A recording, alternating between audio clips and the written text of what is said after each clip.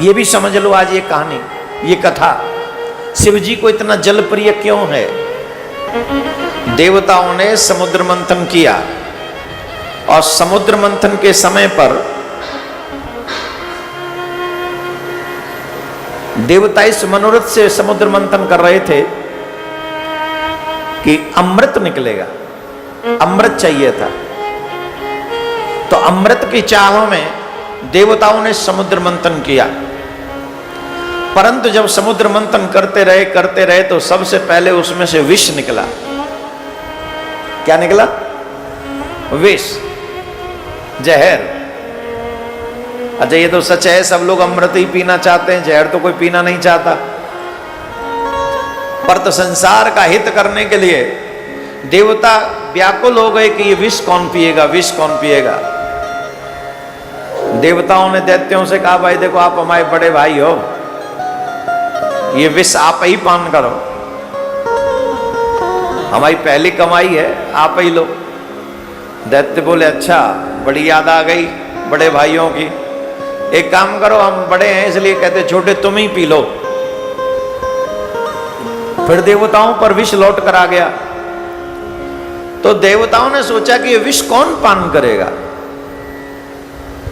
तब सभी देवता बोल, नारायण भगवान के कहने पर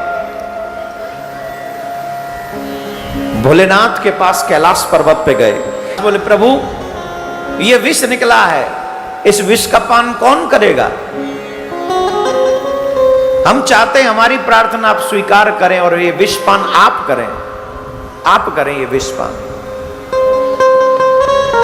भगवान भोलेनाथ मुस्कुराए, बोले हम तो विष पान कर लेंगे, पर एक काम करो, पहले पार्वती जी से पूछ लो।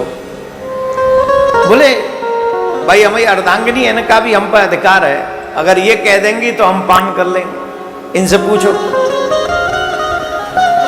तो सभी देवताओं ने कहा, हे मां हम सबके कल्याणार्थ, हम सबकी रक्षार्थ आप हम पर कृपा कीजिए और भोलेनाथ से कहिए ये विष पान कर लें।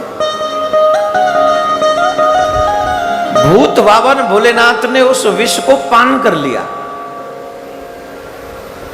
हलाहल विष को पान कर लिया। और जब उस विष को पान किया तो उस विष से जो अग्नि थी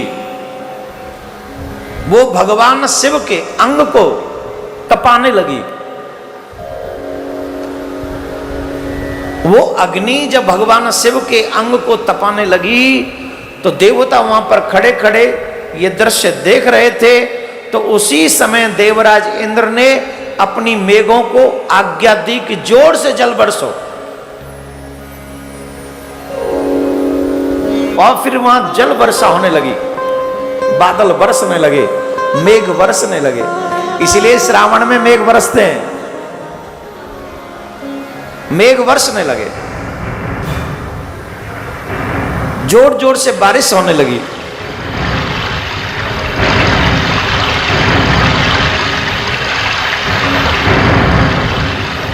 और बड़ी वाली बारिश नहीं है आप पे,